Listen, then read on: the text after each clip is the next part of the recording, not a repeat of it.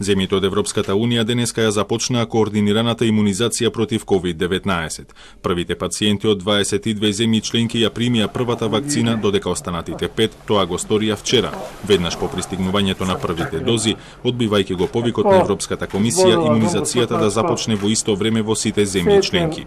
Иако не се исполни желбата на претседателката Урсула фон дер Лајен, сепак символичната важност на денешниот ден не е изгубена за никого. Wir wissen, dass mit dem heutigen Tag die Pandemie nicht auf einmal vorbei sein wird, aber die Impfung ist der Anfang vom Sieg über die Pandemie. Die Impfung ist der Gamechanger, das haben wir immer gewusst und mit dem heutigen Tag wird diese Phase eingeläutet. Европската комисија склучи договори со повеќе фармацевтски компании за над 2 милиарди вакцини, а германско-американската Pfizer-BioNTech беше само првата одобрена од Европската медицинска агенција.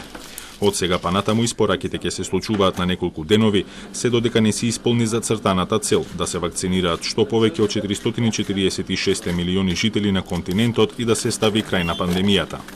È chiaramente il primo passo di un cammino che non è breve.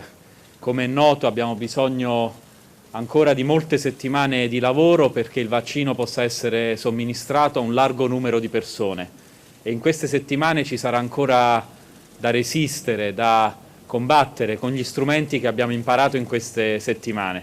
Речи си една година по почетокот на епидемијата во Европа ситуацијата се уште е критична. Во голем дел од земјите во моментов на сила се строги рестриктивни мерки за ограничување на ширењето на коронавирусот. Повеќе од 335.000 ја изгубија битката со COVID-19 од почетокот на епидемијата на стариот континент, а над 14 милиони беа заразени.